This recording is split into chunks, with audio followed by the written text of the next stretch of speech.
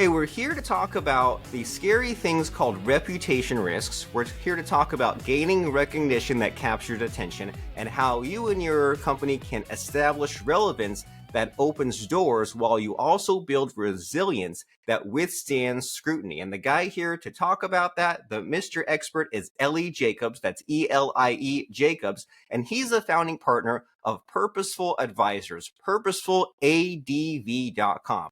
They help clients navigate high-stakes crisis situations. They help organizations shape their narrative, identify and understand their stakeholders, mitigate reputational risk, and strategically position their brand to ensure recognition, relevance, and resilience for the long term. So, Mr. Elie, I'm excited to jump into all of these there's upsides and there's downsides, right? There's the ways to grow and the ways to defend yourself when it comes to reputation management and all these things. So welcome and happy to have you here.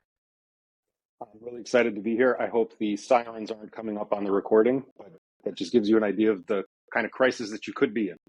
Yes, you step outside your door and who knows what's going on outside. Hopefully they're not coming for you specifically, but if they are, it's good to be prepared, right? It's good to have that PR strategy and everything that goes along with that. So in the spirit of filling in the gaps here, what did I leave out of the bio and what's your current focus and passion?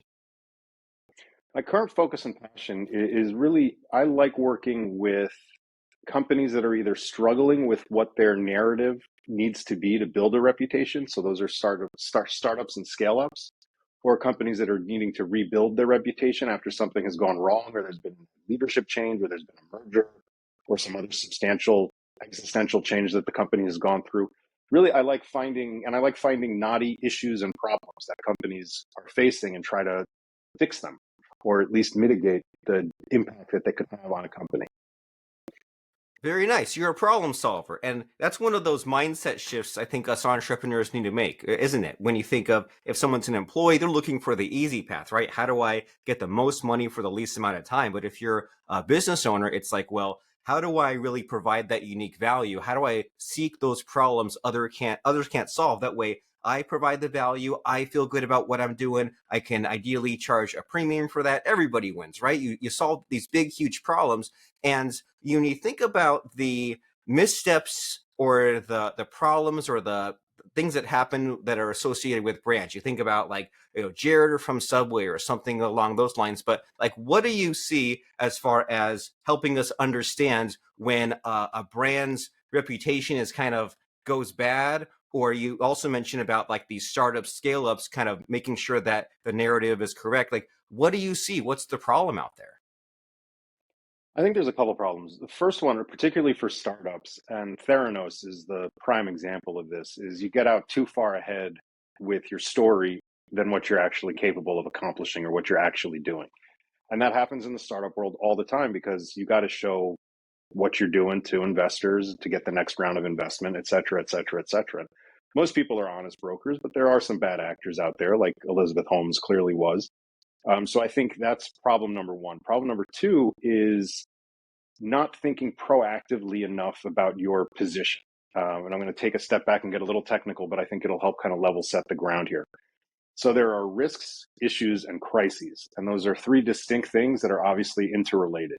I've been using an analogy probably for too long, so I probably need to update it. But if you think about air travel is a risk. There are inherent objective risks with air travel. Now, there are subjective issues that arise when you choose to get on an airplane. Is the flight delayed? Is there bad weather? Did the pilot have a bad night? Are you going to be sitting next to somebody who smells? Are you flying on a Boeing plane? And then there are crises, which is, a lightning strike or a bird strike or a door blowing off the plane. Now, when you start categorizing things across that spectrum, if you focus on risks over here, the objective things that you're going to be encountering by making a decision to do something or be in an industry or be in a specific demographic or targeting a specific group of customers, once you start kind of outlining what that looks like, then you can focus on what the issues are that you're going to face specifically because of what you're doing or not doing. And then that starts to really clarify what the crises potentially can be. A lot of companies, particularly early stage companies, when they think a crisis has happened, more times than not, it's an issue that they didn't think of in advance to work around or work through. And therefore, it's become a crisis because it needs an answer now not because it's something that necessarily threatens you on an existential level. So crises themselves may not be preventable, but with a little creativity, and once you kind of outline what those risks and issues are, you start seeing the downstream effects of what the potential crises are. They're pretty predictable. And once you can predict something, you can put things in place to prevent it from happening. And basically, that all levels back up to your reputational risk. Now, there are all kinds of metrics that are out there about what value reputation has. I think Lloyd's of London says it's something like 30% of a company's total value. I don't know if I buy into that, but at the end of the day, it's like Potter Stevens said about pornography. When you see it, when you see what it is, when you see it, you either know what it is or you don't. So I think we all recognize sort of inherently that reputation is a valuable asset. Now, it can be a valuable asset up or a valuable asset down. A small company that has a stellar reputation is suddenly worth more than it would be without that stellar reputation, whereas the same company with a poor reputation is going to be valued at a lower premium, right? Think about Tesla. Tesla is still making the same cars that they were making 4 months ago, but the reputational impacts on the company because of the decisions and the things that Elon Musk is doing in the political realm has had downstream impact on the direct reputation of that company. Now, that's something that could have been avoided by him not getting involved, or the board stepping in and saying, hey, you know what, if you can either do this or do that, you can't do both. So it's kind of looking at what your risk map looks like and then filtering out what the issues are and the crises and putting in things to manage, mitigate, and prevent. I like it. And that's very helpful with your three buckets there, right? You said you have your risks and your issues and your crises. And you think about how it's easier to do the damage than to clean up the damage, right? Like, I mean, you mentioned Elon Musk. There's so many jokes about Teslas catching on fire, Cybertrucks falling apart. And we'll be talking about that for decades, right? Ford Pinto, Yeah. it's still a joke, even decades after they're no longer being made or like that. And so you think about it's easy to cause the damage and harder than to clean it up. And so what sort of problems do you see when someone is coming to you? Do they not see the value in it, or do they not know what to do? Like, where are they stuck and why do they need you? It depends what stage they're at in terms of their coming to us. If they're coming to us and something has already blown up or gone bump in the night, we're going to be going at it from a slightly different perspective than when it's still something we can potentially prevent or at least mitigate the damages of, right? When it's an actual live crisis situation, you have to be thinking in a little bit of a different way than you would be in an issues phase, where you can still build things or figure out ways to prevent the thing from happening. But once it's already happened, once the bomb's gone off already, now you're scrambling to figure out what went wrong. Why did it go wrong? Who's to blame? Are you to blame? Is somebody else to blame? Is an employee to blame? What, how do you prevent it from ever happening again? Are you making sure that if there are any victims, whether those are shareholders or individuals on the street or consumers or customers, that they're being taken care of in the appropriate ways, right? Those are the kind of like the basic things you have to do in a crisis situation. That's sort of, you're cleaning a problem up, and then from there you try to rebuild the reputation, right? And part of that is when you go into a crisis, one of the first questions we ask, well, one of the first questions I ask when we get called for a crisis scenario, and I don't mean this quite as the joke that it sounds, I always ask, is someone dead? Because if there's actual casualties, that changes the entire scenario you're dealing with, right? That's very different than an accounting, very different than a product that got out and you realized there was a problem and you already recalled it, or problem with something went wrong in a factory after hours, right? If there's actual human or dog or cat, whatever it is, that changes the entire perspective a little bit. But the second question we ask is, where do you want to be on the other side of this?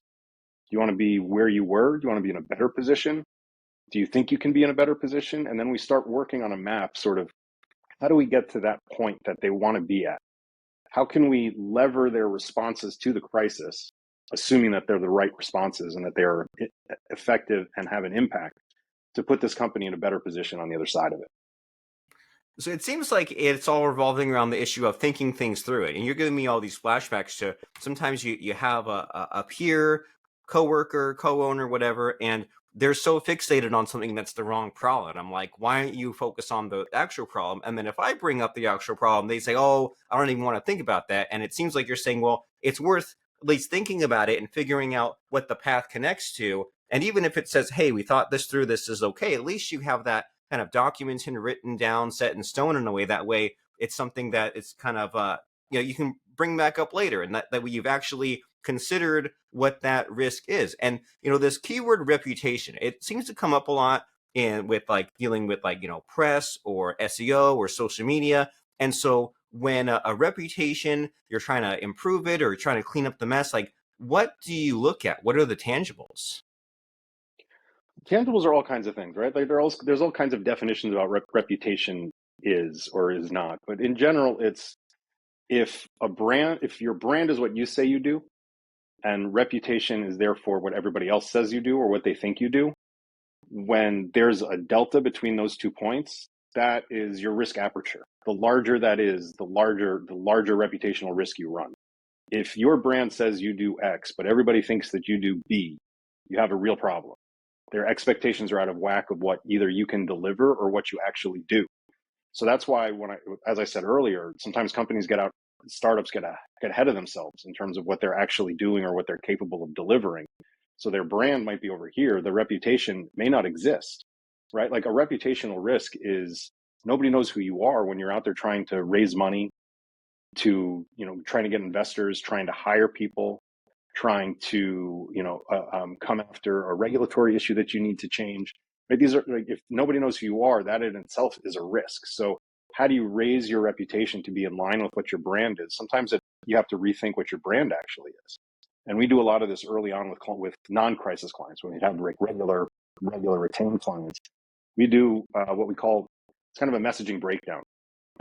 Whether they have a narrative and a messaging or not, and we have to create it fresh. But if they have something, we sit there and we play devil's advocate. We red team it.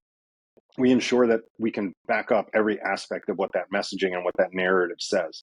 And we're going to ask some really difficult questions and potentially very uncomfortable questions of corporate leadership to ensure that is set in stone and that all works and isn't too far away from what the reputation that you want it to be or what it is. And part of what we do is we'll go out and talk to different stakeholders. Whether it's we bring in an outside research firm that's going to do focus groups and quantitative polling, or it's just us going out and talking to, half a dozen different stakeholders from various different parts of the business or other groups that are touched by it. We're going to go talk to them, have an honest conversation. What do you think about X? What do you think about Y? What about this? What about that? Because, we can look at something relatively objectively with some mild intelligence and experience and say, okay, based on the media coverage we're seeing and the social media coverage that we're seeing, your problems are A, B, and C. But that's also like a doctor not taking your blood or not doing an x-ray and just saying, oh, you have, this rare disease or you have a broken arm, right? You got to do the due diligence. And part of that due diligence is both pushing the company itself to think through what they want said about them and finding out what is actually already out there. Well, I now have something in my back pocket. If I come across someone that does not want to do that due diligence, I can say, hey, a doctor still checks your blood. You go to the doctors, they still take your blood pressure, even though you don't even say there's anything related. Like, hey, let's just get the baseline. Let's figure out what those facts are. And so I love hearing about this game theory, so to speak, that you apply to this, right? You have all this data and you kind of abstract it into something and say, well, hey, this chess piece is over here, this is over here. We need to figure out what there is to move, right? Figure out the real problem and figure out some solutions, possibilities. And there's a saying that I like a lot. I think it's Jim Rohn. He says, don't wish it was easier, wish you were better. And today with just the social media, things go viral, things catch on like wildfire, like people talk. It's so much more easier to get rumors and the bad stuff started than it was before. And so you think about this idea of resiliency. And so with all this turmoil in the world, how can your clients, how can brands build this resiliency when there's just so much chaos going on outside, such as police sirens? Right. So, the first part is to continue the doctor analogy. Do you want to have to be on an operating room table with a thoracic surgeon, or do you want to take a Tylenol and take a 20-minute walk every day? So there are plenty of people out there who will take the doctor's advice and take the Tylenol and eat better and get a little bit of exercise. There are plenty of people who say, I'm never going to have the quadruple bypass. I'm never going to be that guy. So oftentimes we're talking to companies that we come and we say we're going to do X, Y, and Z to build resiliency around your reputation. And they're like, none of that is ever going to happen. We're going to be fine. And then they call us 3 months later when the thing that we said was going to go bump in the night went bump in the night. Now, that's okay for us because we charge more for crisis work. But we'd much rather work with you for a longer period of time and build that resilience. And building that resilience is, again, getting the brand and reputation in sync, understanding who your stakeholders are. And that's everything from your shareholders to your employees to your board of directors, your local elected officials, your federally elected officials, the community that you work in, straight down to the level of, the local little league team potentially, if you have parents as employees and their kids are playing there, and particularly if you're a main employer of a town or want to be a main employer in a town. So it's looking at that stakeholder map, was what we call it, and breaking down kind of into columns. Who are all these people? What do they think about you? What do you want them to think about you? And very importantly, what could potentially happen if they don't think that way about you? Meaning that if an investor decides tomorrow that, you know what, these guys, they're full of it. They've given money for 6 months, 6 years, whatever it is, and they haven't been able to do the thing that they promised me that they were going to do. I'm pulling my money out, right? That's not unheard of. That happens. What happens if your entire business is based on a thin reading of a regulation, and suddenly there's a new president or a new Congress or a new local state official or a local mayor who decides to squeeze that gray area and make it black and white, and you're on the wrong side of that? Have you positioned yourself to be in a way where you can influence by demonstrating the benefits of what you're trying to do, both to that stakeholder in particular, but the greater world at large, that what you're doing is beneficial for them, therefore don't change this thing, right? It's thinking through kind of, there's the chess piece here and the chess piece here, but you also have to think through what's in the middle, or what do you have, what's the defense going to do, what's the other side going to do, or what are the potential things that they can do. So it's a lot of scenario planning, even when you think that there's a pretty straight line. It is being those guys who are kind of the annoying guys who are being like, but what if? And then thinking through, Robert Gates, the former CIA director and Secretary of Defense, he said the least favorite question in Washington, D.C. is, and then what? And that's something that we run into also a lot with companies that we're dealing with, or organizations we're dealing with, or initiatives that we're working part of, is they see the straight line to what they want to happen. Okay, you've accomplished that, and then what? Or you run into resistance that you didn't foresee coming, and then what?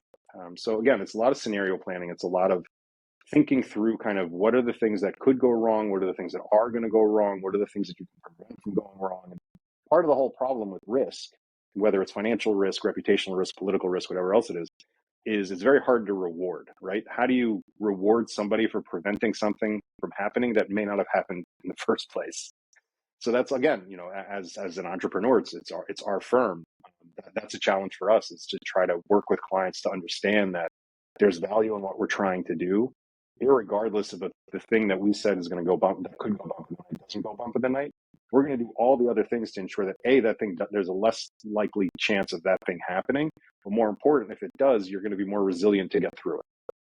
Well, I can see the value in what you provide here and this need to have the fresh perspectives and to have multiple brains working on the problem. And especially if some company has been trying to do this in-house, it's so easy to get stuck in your same line of thinking. And someone new like you comes in and you have this blend of like, there's the analogies and the storytelling and the scenarios and the what if and tying it all together. And it seems like such a deceptively simple thing to do, but it just requires looking at it from all these different angles. And what is exciting about the possibilities that you mentioned are like these startups, right? These companies that are growing, because you hear bad things about big companies all the time, right? No matter what Shell does or what Walmart does, there's so many bad things they're doing on a daily basis just from the size. And so what's really exciting are these smaller companies that are on the way up that can perhaps punch above their weight. So what do you have to say on that subject about a company that's growing that can maybe be not being so aggressive as a Theranos, but doing this whole punching above their weight in the correct way? Right. So some of that comes down to, again, trying to understand who the stakeholders are, who are the people that can impact your business, and how are you going to be able to influence them? Let's say you don't have a product yet, or you just have an idea that you've managed to raise money around. Let's say that idea is about some development in a foreign country. what are the things that you need to do to get the licenses or the investors that are going to help you do that construction over there? Do you need to talk to officials in that country? Do you need to talk to officials in this country? If you're going to go talk to those officials in the other country or in our country, what does your reputation look like? The first thing any of them are going to do are going to Google you. So is your website in order? Have you managed to present your ideas at conferences or through the press? Or do you have a trail of thought leadership, whether it's self-created content or external content that's been created? What exists that somebody from the outside can find about you that demonstrates your worthiness for them to meet with you or to grant your request, whether that's money or a license or whatever else you might be trying to get out of them? So you have to figure out what are the things that need to do to impact that. Is it you hire? We're not lobbyists. We work with some terrific lobbying firms in DC, but you hire a lobbying firm to get those appointments for you on Capitol Hill so that you can kind of start that paper trail. And it's not you're not putting lipstick on a pig, and you're not pretending something is there that's not there. You're being very honest about your position and where you are, but you're just looking for the opportunities that having good advisors and having people who have relationships with the right reporters and the right editors and the right elected officials and the right regulators could potentially put you in a better position than you'd be in either by yourself or working with a firm that doesn't have those sorts of connections.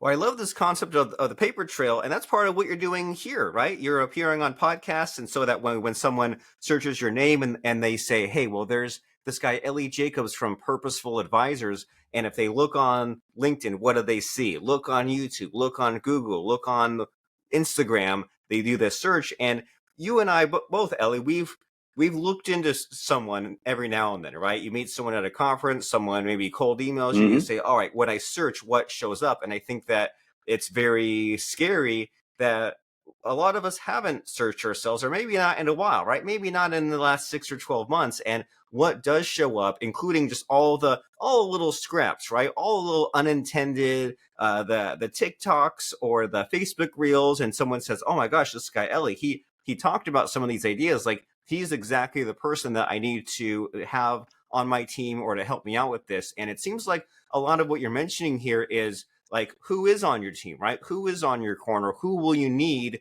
lobbyist or whoever else, to get to where that goal is, to get to that next step? And so it's a lot of fun to think about. And as far as this kind of bigger picture, right? You mentioned a few times politics, and if some company says, "Oh, well, politics, well, who cares? We're just some small company." Why should one of these small companies really care about politics, and why would they be seeking to align themselves with something? Well, I mean, if we learned anything from the last 106 days, and whether you're a supporter of President Trump or not a supporter of President Trump, is that politics can have a very real impact very, very quickly on businesses of all sizes, regardless of what industry they're in. So if you're not aware of what's happening in your local community, your state community, your county, federal level, just geopolitically, even if you're not necessarily involved in a geopolitical issue, but you need to be thinking through what are the impacts of whatever that policy is or whatever that suggested policy is. Thinking through, when companies now you're seeing didn't have any plans for tariffs, they weren't paying attention to the last year. This was something that the president campaigned hard on. If you weren't scenario planning around that possibility that tariffs were going to happen, that's just negligence on your part. So, and at the local level, particularly at the local level sometimes, because that's where government funding can play a role. That's when tax abatements can play a role. So you really need to know at that local level, even if you're just, a mom and pop shop that's selling granola, there's potential money that you could be getting from the government or tax breaks that you could be getting from the government. You just need to be aware of it. Then you need to be aware of what are the potential some of those things could get taken away if a new leadership is elected.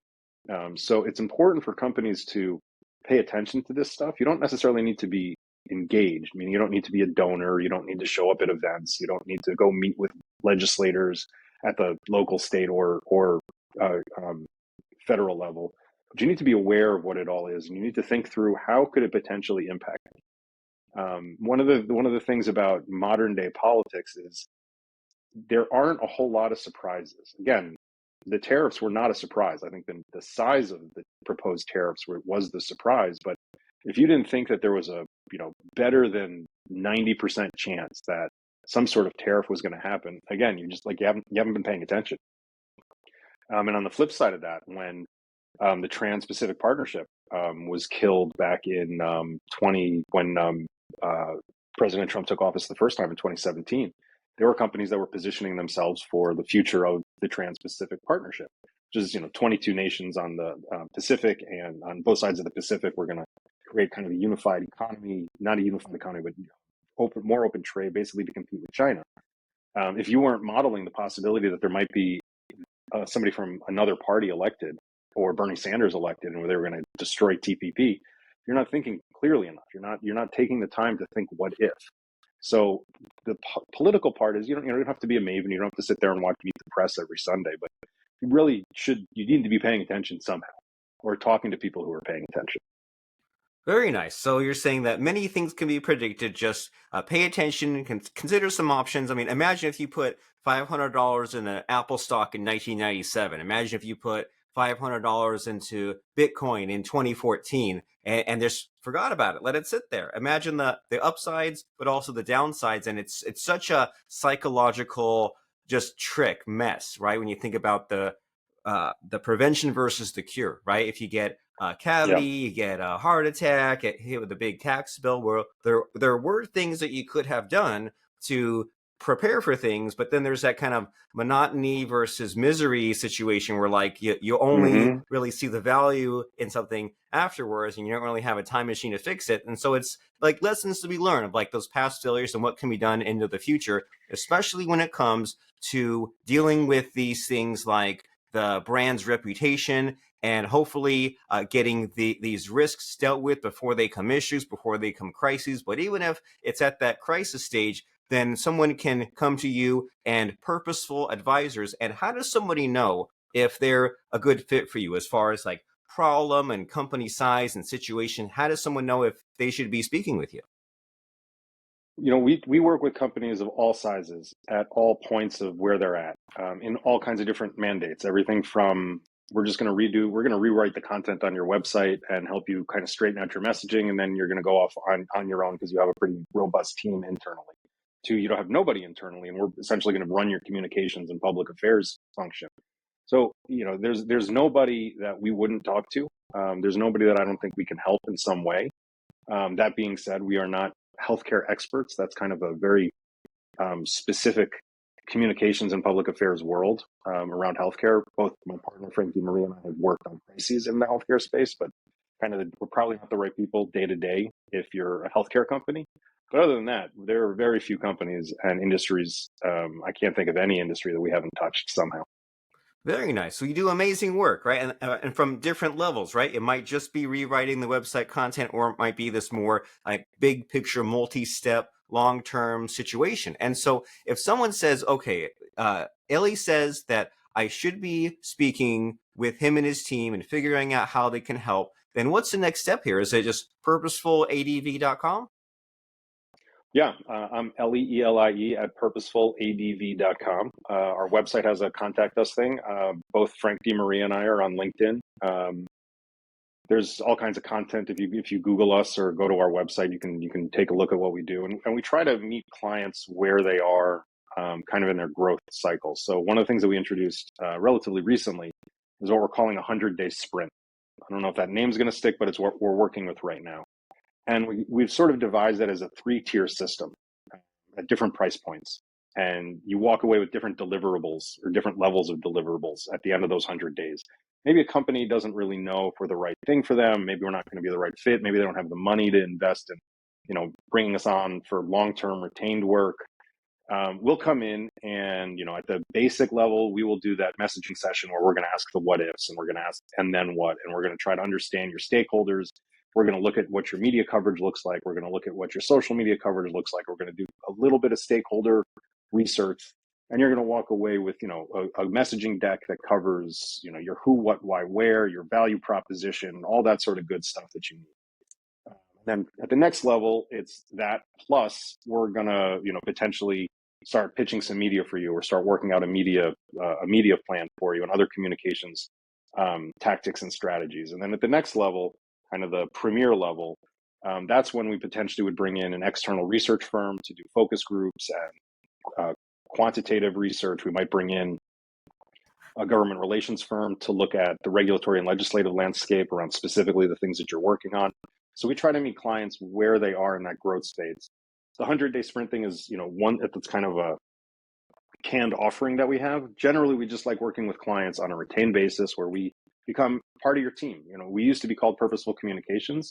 We changed it to Purposeful Advisors, to get a shorter URL, but mostly because we've noticed that particularly with earlier stage companies, even some mid-sized companies, just by dint of the fact that Frank and I have so much experience doing this and have worked in so many different contexts for so many different kinds of companies, we end up being a lot more kind of that CEO whisperer than just on the external front. Like, we actually really help them think through some of the bigger, deeper issues that we're dealing with. We're not CEO coaches. We know some great ones that we can recommend to people, but we try to become part of the team so that we are that first call that they make when they're concerned about something. We can either make them feel better about it or realize, oh wait, that's a thing that we haven't talked about yet. We better get to work on trying to fix that.